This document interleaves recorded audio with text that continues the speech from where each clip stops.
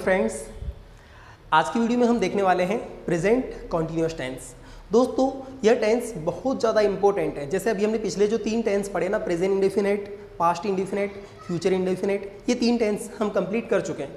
दोस्तों उनके जैसा ही है ये, और ये बहुत ज़्यादा इंपॉर्टेंट है। अगर हम देखें कि स्पोकन इंग्लिश में सबसे ज़्यादा इंपॉर्टेंट टेंस जी कौन से होते हैं, तो आपको मैं अभी क्लियर कर देता हूँ। तीनों इंडेफिनिट टेंस देख लो, प्रेजेंट कंटिन्यूस और पास्ट कंटिन्यूस, ये बहुत ज़्यादा रोल प्ले करते हैं, बहुत ज़्यादा यूज़ होते हैं। तो इसलिए हमको इनको अच्छे से सीखना चाहिए। बाकी जो चीज़ें, रिमेनिंग जो चीज़ें हैं वो हमको ऑटोमेटिक बहुत अच्छे से आ जाएगी। तो चलिए देखते हैं आज हमारा जो टेंस है प्रेजेंट कॉन्टिन्यूस टेंस।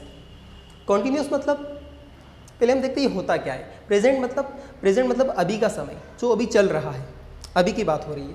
और कॉन्टिन्यूस मतलब अभी के समय में जो काम रनिंग में है। जैसे अभी मैं क्या कर रहा हूँ, मैं आपको पढ़ा रहा हूँ, तो आप क्या कर रहे हैं, सीख रहे हैं, मेरी तरफ देख रहे हैं। अभी जो भी काम रनिंग में है, जैसे बच्चे बैठे हैं देख रहे हैं मेरी तरफ, तो जो काम रनिंग में है वो सारी चीज़ें किस में आएगी, कॉन्टिन्यूस में आएगी। जब ये कॉन्टिन्यू वाली जो चीज़ें हम बताते हैं, तो सेंटेंस हिंदी वाले जो जितने भी सेंटेंस हैं उनके एंड में क्या आएगा, एंड में जो आएगा वो रहा है, रही है, रहे हैं। अगर ऐसा सेंटेंस के एंड में आता है तो हमको क्या याद रखना पड़ेगा कि ये कौन सा टेंस रहेगा, प्रेजेंट कॉन्टिन्यूअस टेंस रहेगा। दोस्तों इसका स्ट्रक्चर बहुत सरल है। Subject plus is am are plus main verb का first form plus I N G plus object. एक बात और याद रखना है, जब भी हम दूसरे भी कोई सेंटेंस रहते हैं, जैसे प्रेजेंट इंडेफिनिट का जो सेंटेंस हमारे सामने बोला गया, तो उसको भी हम काय में बनाते हैं, प्रेजेंट कॉन्टिन्यूअस में बनाते हैं। बहुत ज़्यादा हम आईएनजी लगाते हैं, हर सेंटेंस को हम आईएनजी लगा के यूज़ करते हैं। तो अब हम ये सीखेंगे कि आईएनजी वाले जो सेंटेंस है वो कैसे बनते हैं। आप याद रखिए, इसमें मेन वर्ब के साथ हमको क्या लगाना, हमेशा आईएनजी लगाना ही है। बिना आईएनजी के ये सेंटेंस यूजलेस हो जाएगा, इसमें सही से नहीं बन पाएगा। चलो अभी हम देखते हैं यहाँ पे स्ट्रक्चर में जो 3 हेल्पिंग वर्ब आ रही है, is, am, are. 3 helping verb आ रही है, एक इज, एक एम, एक आर। तो इसका यूज हम कब करते हैं, ही, शी, इट या कोई नेम के साथ हम क्या लगाते हैं, इज लगाते हैं। और आपने मेरा एक पिछला वीडियो जो देखा होगा, जो सिंपल सेंटेंस जो वाला जो मैंने वीडियो बनाया है, उसमें ये मैंने पूरा क्लियर बताया है कि कब इज लगाना चाहिए, कब एम लगाना चाहिए और कब आर लगाना चाहिए, और इनके हिंदी मीनिंग भी क्या होते हैं। अगर आपने अभी तक मेरा वो वाला वीडियो नहीं देखा है तो दोस्तों आपसे एक रिक्वेस्ट है कि आप पहले वो वाला वीडियो देख लीजिएगा, तो इसको सीखने में आपको बहुत ज़्यादा हेल्प मिलेगी। दोस्तों आई के साथ हम हमेशा क्या लगाते हैं, एम लगाते हैं। वी, दे, यू के साथ क्या लगाते हैं, आर लगाते हैं। अगर सिंगुलर नंबर सब्जेक्ट रहा तो भी हम क्या लगाएंगे, इज, और प्लूरल नंबर रहा तो आर लगाते हैं। ठीक है, चलिए देखते हैं, एक एग्जांपल देखते हैं, तो उससे हमको और भी अच्छे से क्लियर हो जाएगा। दोस्तों वह अंग्रेजी सीख रहा है। एक एग्जाम्पल आया है हमारे सामने कि वह अंग्रेजी सीख रहा है। दोस्तों वह मतलब कौन है, रहा है, तो कौन है, एक लड़का है, तो उसके लिए हम क्या लगाते हैं, ही। अब ही के साथ क्या लगेगा, इज। यहाँ पे हम देखते हैं कि ही के साथ हम क्या लगाते हैं, इज। तो ही इज, या पिछला अगर वो पुराना हमको अगर याद है तो हमने देखा है के लिए क्या लगाते हैं, इज लगाते हैं, ही इज। अब मेन वर्ब का फर्स्ट फॉर्म सीखने के लिए क्या आता है, लर्न, तो हम लिखेंगे लर्न, इसमें क्या लग जाएगा, ING. Is learning. Main verb का फर्स्ट फॉर्म लगाना था, तो मेन वर्ब क्या थी, लर्न। लर्न मतलब होता है सीखना। मेन वर्ब का फर्स्ट फॉर्म लगाया, उसमें हमने आईएनजी लगा दिया। ऑब्जेक्ट क्या है, क्या सीख रहा है बच्चा, अंग्रेजी, तो हम यहाँ पे लिखेंगे इंग्लिश, इज लर्निंग इंग्लिश। ठीक है दोस्तों, समझ में आ रहा है आपको। दूसरा सेंटेंस देखते हैं, वह अंग्रेजी नहीं सीख रहा है। वह अंग्रेजी नहीं सीख रहा है, नेगेटिव सेंटेंस है। और मैंने इसमें आपको हमेशा बताया कि जो ये हेल्पिंग वर्ब है, इसके बाद हमको क्या लगाना चाहिए, नोट लगाना चाहिए।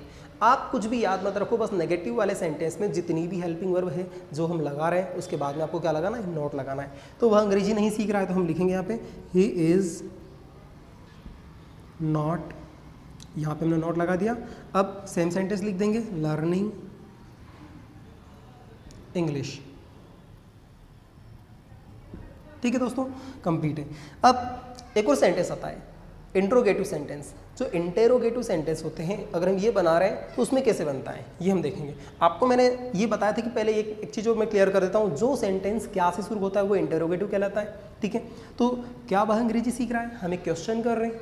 ठीक है, तो इसमें कैसे बनेगा, मैंने आपको पहले भी बताया था कि यहाँ पे अगर जो हेल्पिंग वर्ब है ये उठ के कहाँ पर आ जाती है, सबसे सेंटेंस में आगे आ जाती है।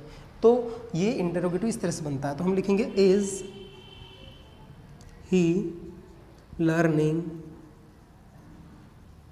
is